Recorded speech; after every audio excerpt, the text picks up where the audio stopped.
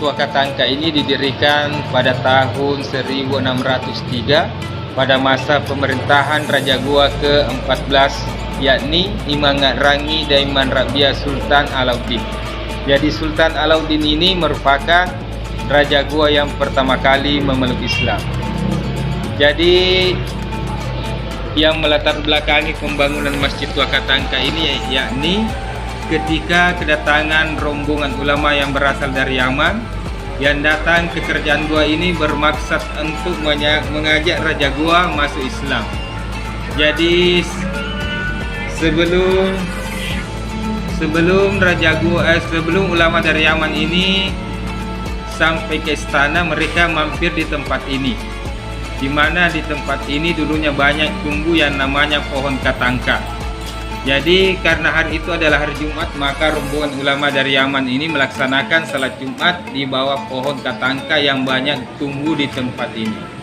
Nah, setelah mereka melaksanakan salat Jumat, barulah mereka melanjutkan perjalanan menuju ke istana kerajaan untuk menawarkan Islam kepada Raja Goa. Dan setelah agama Islam ini diterima, maka ditunjuklah tempat di mana pertama kalinya dilaksanakan salat Jumat untuk didirikan masjid, yakni di tempat ini. Maka pohon katangka yang banyak tumbuh di tempat ini itu ditebang dan kayunya ini digunakan sebagai bahan masjid.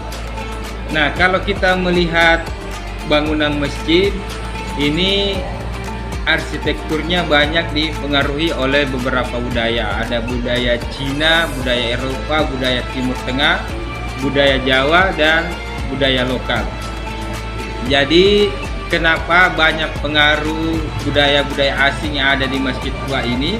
Karena ketika banyaknya pedagang-pedagang yang dari luar, pada waktu pembangunan dan renovasi masjid ini, pedagang-pedagang yang dari luar ini menawarkan bantuan kepada Raja Goa untuk lebih mempererat hubungan antara keduanya.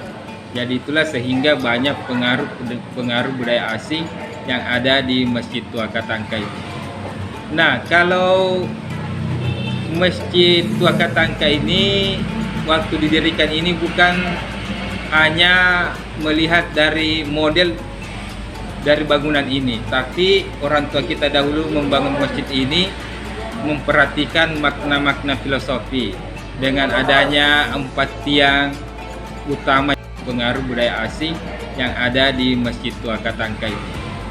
Nah, kalau Masjid Tua Katangka ini waktu didirikan ini bukan hanya melihat dari model dari bangunan ini, tapi orang tua kita dahulu membangun masjid ini memperhatikan makna-makna filosofi dengan adanya 4 tiang utama yang ada dalam masjid ini itu melambangkan 4 sahabat Rasulullah yang terkenal. Terus jendelanya ada 6 melambangkan rukun iman, pintunya ada 5 melambangkan rukun Islam, sementara bentuk atapnya yang bersusun 2 melambangkan 2 kalimat syahadat. Jadi masjid ini juga dahulu selain digunakan sebagai tempat ibadah, juga digunakan sebagai benteng pertahanan terakhir. Jadi itulah sehingga dinding masjid ini dibuat tebal. Ketebalan dinding ini mencapai 120 cm. Jadi demikianlah sejarah singkat tentang Masjid Tua Katangka ini.